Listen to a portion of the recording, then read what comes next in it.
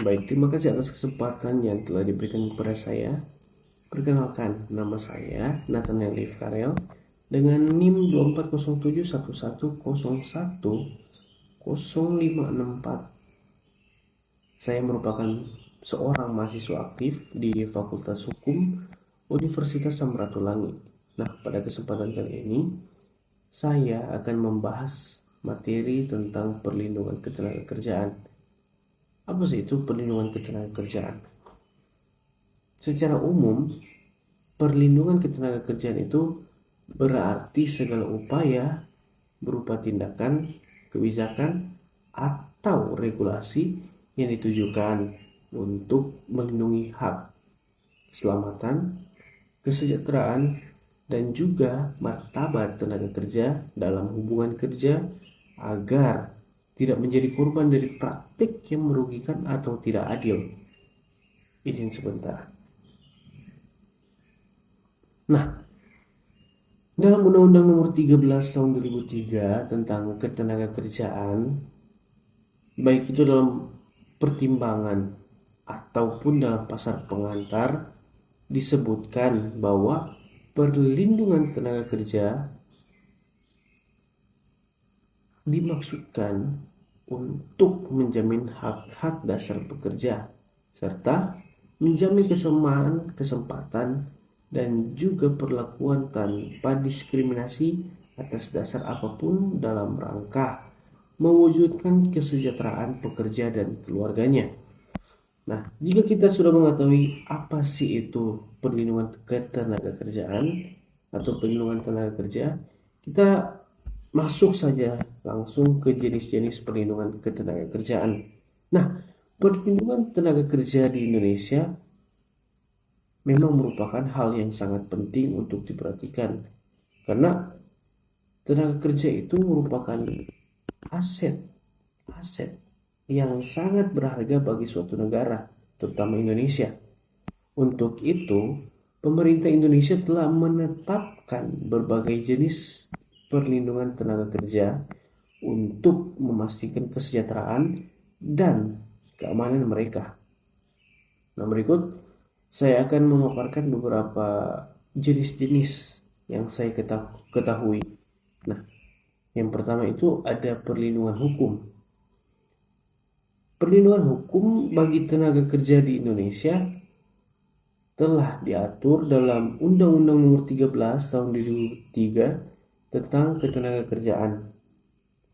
Nah, undang-undang ini memberikan perlindungan terhadap hak-hak tenaga kerja seperti hak atas upah, hak cuti, hak atas jaminan sosial, dan juga hak atas keselamatan dan kesehatan kerja. Selain itu, terdapat juga peraturan perundang-undangan lain yang memang mengatur perlindungan hukum bagi tenaga kerja seperti peraturan pemerintah tentang kesehatan dan juga keselamatan kerja. Nah, masih ada sangkut pautnya dengan yang pertama. Yang kedua, kita akan membahas tentang perlindungan kesehatan dan keselamatan kerja. Perlindungan kesehatan dan keselamatan kerja itu merupakan hal yang sangat penting, sangat-sangat penting bagi tenaga kerja.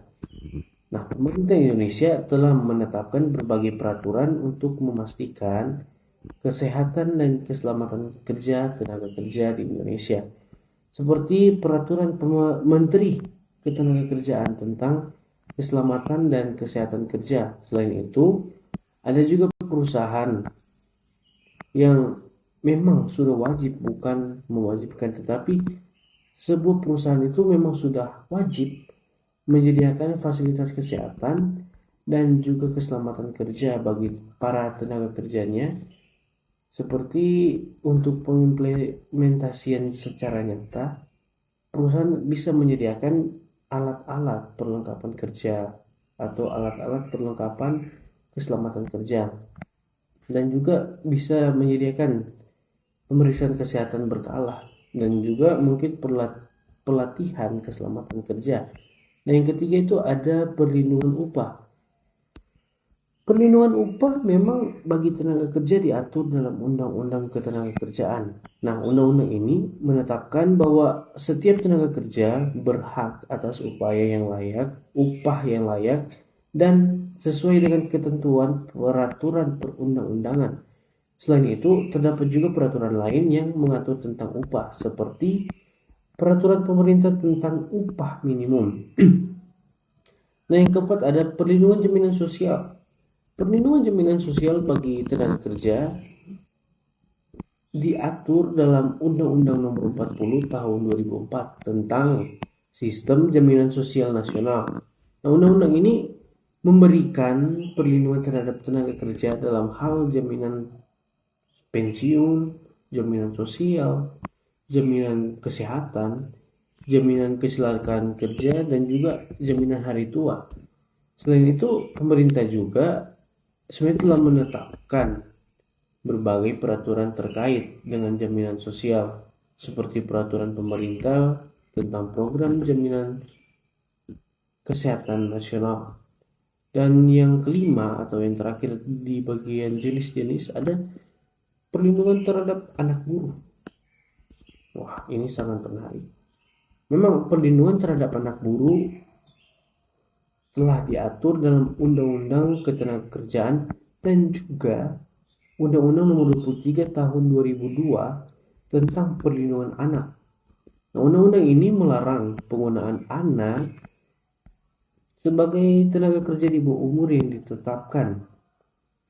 Selain itu, terdapat juga peraturan lain yang mengatur perlindungan terhadap anak buruh, seperti Peraturan Menteri Ketenagakerjaan tentang perlindungan anak dalam pekerjaan berbahaya. Dengan adanya dengan adanya berbagai jenis perlindungan tenaga kerja di Indonesia, sangat sekali diharapkan dapat meningkatkan kesejahteraan, keamanan bagi tenaga kerja. Pemerintah dan perusahaan sangat-sangat diharapkan dapat memenuhi atau dapat mematuhi peraturan perundang-undangan yang telah ditetapkan untuk melindungi tenaga kerja. Selain itu, peran serta masyarakat juga merupakan sesuatu yang sangat penting dalam memastikan perlindungan tenaga kerja di Indonesia ini berjalan. Nah, kita masuk dalam faktor-faktor yang mempengaruhi efektivitas pelaksanaan perlindungan ketenagakerjaan ini. Yang terlintas dalam benak saya, yang pertama itu ada faktor penegakan hukum atau law enforcement. Mohon maaf jika salah kata. Yang kedua ada faktor sosialisasi dan pemahaman hukum. Yang ketiga ada faktor ekonomi. Yang keempat ada faktor pengawasan dan kebijakan pemerintah. Dan yang kelima ada faktor kelembagaan serikat pekerja. Yang keenam ada faktor budaya kerja dan kesadaran sosial. Yang ketujuh ada faktor teknologi dan modernisasi industri. Nah, kita masuk ke dalam hambatan dan upaya perlindungan hukum. Terdapat hak-hak pekerja di Indonesia yang dilindungi terhadap hukum. Beberapa hambatan, mohon maaf ya. Sebenarnya topik pembahasannya itu adalah hambatan dan upaya perlindungan hukum terhadap hak-hak pekerja di Indonesia. Perlindungan terhadap hak pekerja belum dapat diwujudkan sepenuhnya. Sebenarnya itu saya akan menggambarkan kayak hambatan dan perlindungan hukum di Indonesia bagi tenaga kerja itu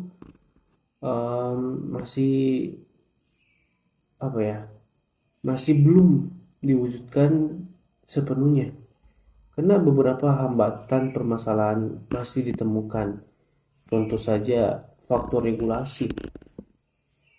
Walaupun memang sudah banyak peraturan yang mengatur tentang hubungan tenaga kerja ini, tapi contoh di lapangan saja itu masih banyak ditemukan celah kecil untuk melakukan pelanggaran dalam penerapannya. Kemampuan dari pihak perusahaan dalam memenuhi hak-hak pekerja itu merupakan salah satu celah yang ditemukan. Nah, contohnya kemampuan dalam hal finansial itu perusahaan bisa saja belum mengikut sertakan para pekerjanya ke dalam program jaminan sosial tenaga kerja atau job sostek ataupun BPJS kesehatan BPJS ketenaga kerjaan, mohon maaf ya. Nah, untuk mengatasi permasalahan tersebut, tentunya kita sebagai mahasiswa dibutuhkan upaya. Kalau dari saya bisa mengusulkan untuk mewujudkan hubungan kerja yang adil bagi para pihak, dibutuhkan adanya intervensi dari pemerintah dengan membuat regulasi-regulasi yang lebih memadai, dan juga pengawasannya itu lebih dipertegas lagi, dan juga penegakan hukum lebih ditingkatkan. Perlindungan hukum memang diberikan bagi pekerja atau buruh untuk mendapatkan hak-haknya, tetapi dengan regulasi yang masih berjalan saat ini, saya rasa perlindungan hukum dan juga hak-hak yang akan diberikan seharusnya mungkin belum bisa tercapai. Dan juga apabila timbul masalah dalam hubungan ketenagakerjaan, jika dibawa ke pengadilan, maka hakim yang menangani itu tidak bisa atau sebaiknya tidak mengeluarkan putusan yang hanya didasarkan pada perjanjian semata yang telah didasari kebebasan berkontrak dan konsensualisme. Namun kalau usulan dari saya, hakim itu harus memperhatikan juga keselarasan dari seluruh prinsip-prinsip yang ada dalam hukum perjanjian demi terwujudkannya perlindungan dan keadilan bagi para pihak. Dan yang ketiga, mungkin yang terakhir, para pihak atau tenaga kerja yang terlibat dalam hubungan ini, dalam hubungan ketenagakerjaan, memang harus memahami hal dalam melaksanakan hak dan juga kewajiban dengan benar. Pengusaha atau pemberi kerja harus memang benar-benar berusaha untuk melindungi kepentingan pekerja, mengingat pentingnya peran-peran pekerja dalam dunia usaha. Begitu juga sebaliknya, para pekerja juga jangan gabung, karena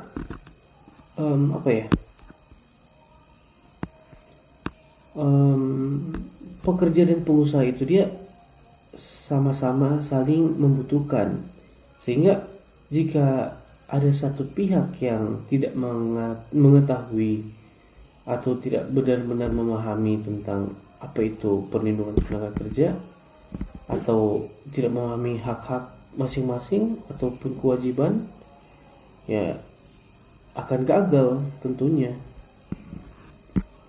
Karena dari itu pekerja dan juga pengusaha itu dia memang saling membutuhkan, sehingga apa yang menjadi hak-hak seperti yang saya bilang tadi dan juga kewajiban dari masing-masing memang harus berjalan beriringan atau berjalan bersama-sama, dan juga harus sama-sama dilindungi dengan adil, sehingga hubungan ketenagakerjaan itu dapat terpelihara dengan baik dan juga bisa berjalan dengan baik. Nah, mungkin hanya itulah pemaparan atau pembahasan tentang topik perlindungan ketenagakerjaan dari saya. Sekian dan salam sehat.